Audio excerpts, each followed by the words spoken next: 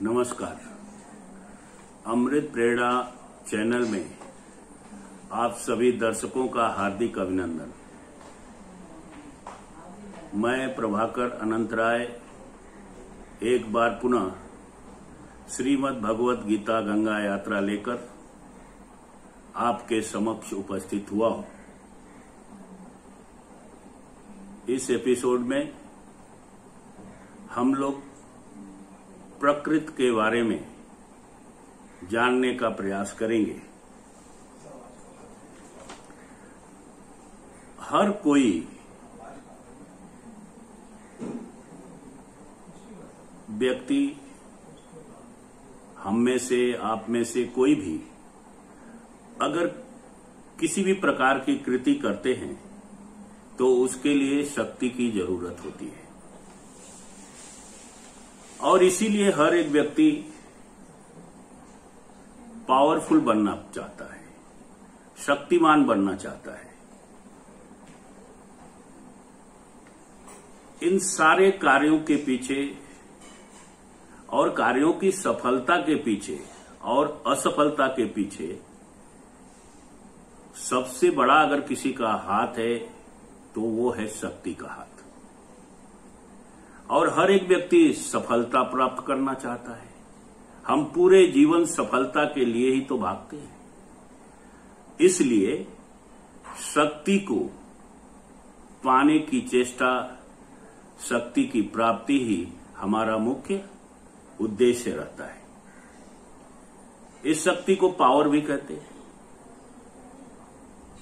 और इस शक्ति को विज्ञान अलग अलग रूपों में विश्लेषित करता है।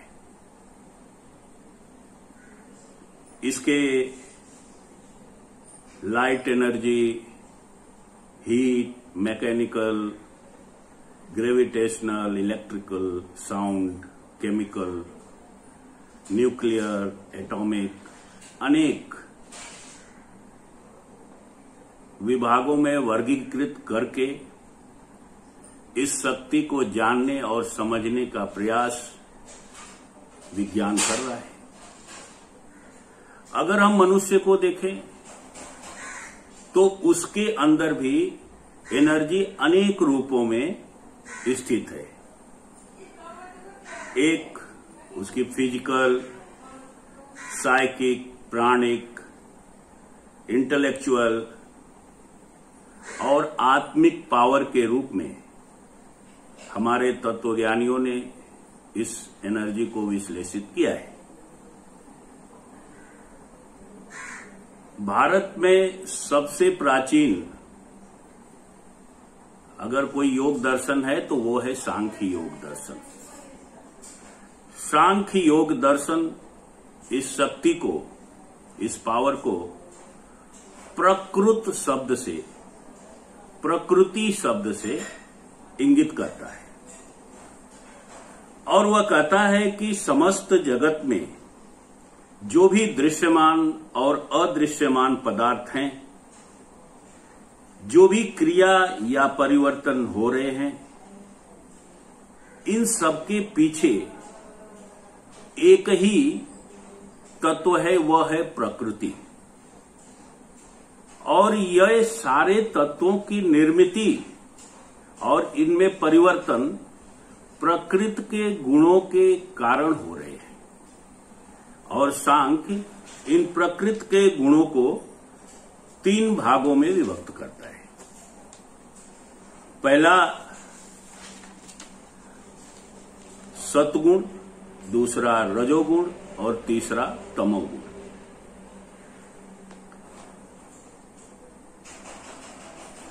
आज के सूत्र में हम लोग इस प्रकृति को प्राथमिक रूप से समझने का प्रयास करेंगे। प्रकृते कृमणानि गुणे कर्माणि सर्वश अहंकार विमूढ़ आत्मा कर्ता हिमिति मन्यते। अब तक के पूर्व के एपिसोडों में हमने कर्ता, कर्मफल और कर्म, देवता, अनेक के ऊपर चर्चा की है।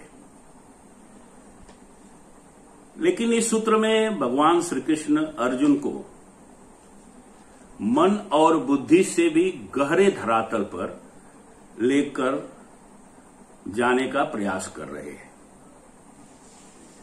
वो कह रहे हैं कि हे अर्जुन, जिसे तू समझ रहा है कि वे तेरे हैं, वो तेरे नहीं है। जिसे तू समझ रहा है कि तू कर रहा है, वो तू नहीं कर रहा है। वह तेरे द्वारा नहीं हो रहा है। यह निर्माण और क्रिया प्रकृति के द्वारा संपन्न हो रही है। उसके गुणों के कारण इन सब की निर्मिति हुई है। तेरी निर्मिति भी इन गुणों के कारण हुई है। और ये जो संचालित हो रहे हैं, ये जो क्रियाशील हो रहे हैं, उसके पीछे भी यह प्रकृति है।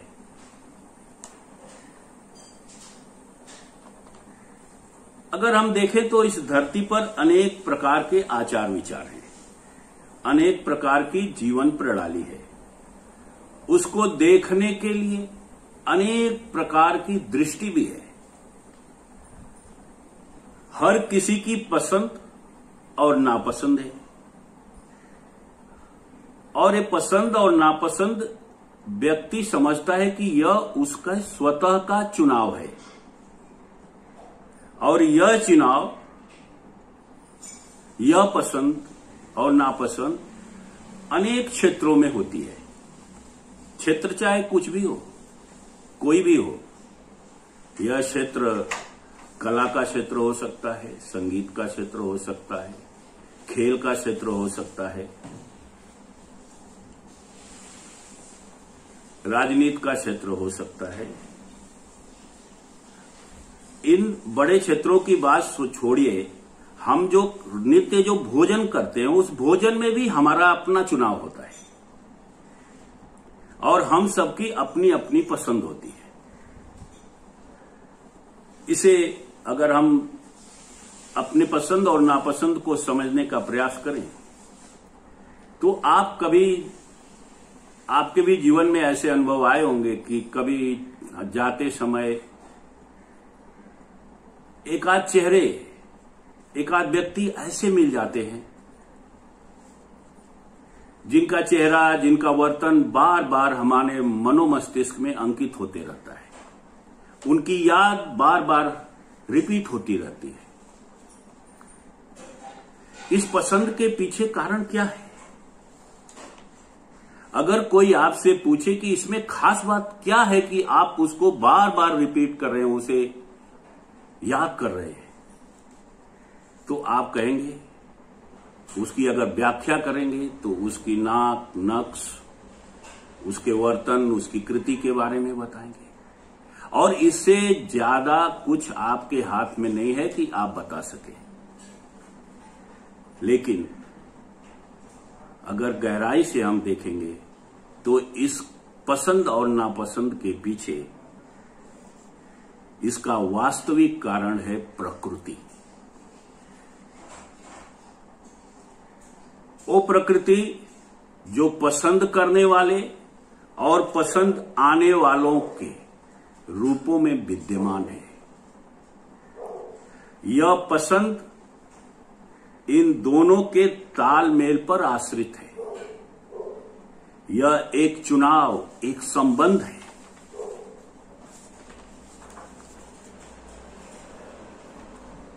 यह चुनाव, यह संबंध आंतरिक और बाह्य प्रकृति के बीच है। यह सामंजस्य विराट प्रकृति के दो केंद्रों के बीच। ये दो केंद्र उसी तरह से हैं जैसे समुद्र के ऊपर उठती हुई दो लहरें। इस विराट स्वरूप समुद्र को अगर हम प्रकृति माने तो दो लहरें, दो केंद्र हैं जो एक दूसरे के बीच खिंचाव महसूस करती है। इसी प्रकार की विपरीत क्रिया भी होती है, जिसे देखने पर आपके अंदर आकर्षण की जगह प्रतिकर्षण, तनाव, निगेटिव भाव महसूस होते हैं। जहां आप के अंदर क्रोध, संघर्ष, नापसंद का भाव उत्पन्न होता है। अतः इस आकर्षण को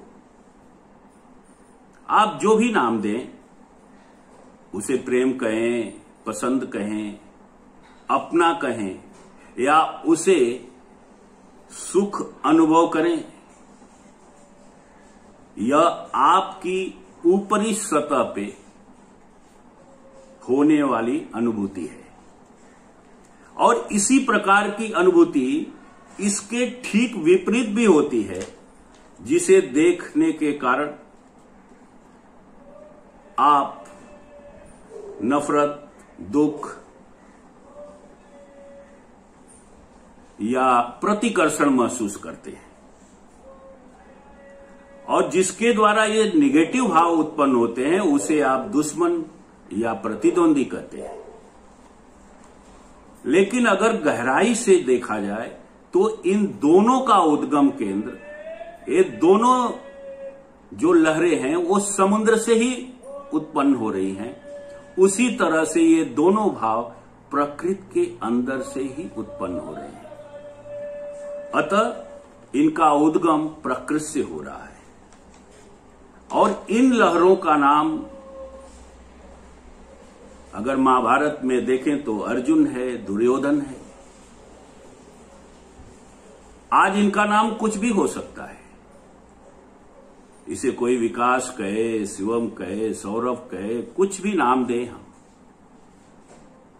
यह वाह्य प्रकृति अलग अलग रूप में इनकी दिखती है। इनका वाह्य स्वरूप अलग अलग है, परंतु आंतरिक रूप से इनके अंदर एक ही शक्ति काम कर रही है, वह है प्रकृति शक्ति। और ये सारे जो अभिव्यक्ति आपको दिखाई दे रही है, वह प्रकृति की अभिव्यक्ति है।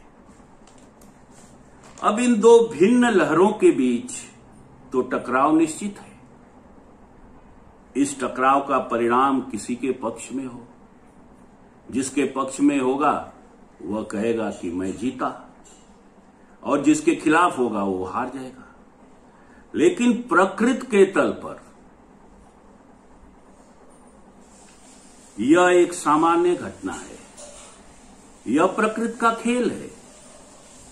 समय अंतराल में घटित होने वाला एक प्रकार का भ्रम है। और इस सामान्य घटना को इतना बड़ा बनाकर हमारे सामने उपस्थित करने वाला अगर कोई तत्व है तो वह है अहंकार।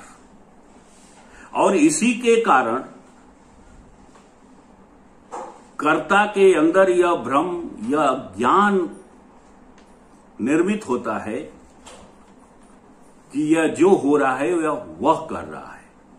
जैसे अर्जुन को लग रहा है कि यह युद्ध उसने शुरू किया है और इसका अंत भी उसके द्वारा होगा। दुर्योधन सोच रहा है कि यह युद्ध उसने शुरू किया है और इसका अंत वो करेगा। इसी प्रकार हम सभी लोग जो सामान्य लोग हैं, अपने अपने क्षेत्रों में काम करते, उसके परिणाम स्वरूप जो भी परिणाम निर्मित होते हैं, हम उसके निर्माता बन जाते हैं। हम जीतते हैं, हम हारते हैं, पूरी घटना का बोझ अपने सर पर उठा लेते हैं। और इसी कारण अर्जुन विषाद को प्राप्त हुआ है और हम भी विषाद को प्राप्त होते हैं। इसीलिए कृष्ण कहते हैं कि हे अर्जुन, वास्तविक रूप में कार्यों का संपादन करने का, उसका निर्माण करने का काम प्रकृति के द्वारा होता है। और यह प्रकृति शक्ति ही इन सारे कार्यों का संपादन करती है। परंतु मूर्खतावश मनुष्य स्वयं को कर्ता मान लेता है और विषाद को प्राप्त होता है। इसीलिए हे अर्जुन, तू कर्ता भाव से हट जा, दूर हट जा, क्योंकि ये जो युद्ध हो रहा है यह तेरे कारण नहीं हो रहा है। और अगर हम भी अपने जीवन में खुशी रहना चाहते हैं तो अपने अंदर के इस कर्तापन के अभिमान को हमें छोड़ना होगा। और अगर हम इस कृष्ण की बातों को कि कर्ता कोई और है, कर्ता ये प्रकृति है, मैं का जो भाव है, अगर हम मैं के भाव से मुक्त होंगे तो ही हम अपने जीवन में खुश हो सकते हैं।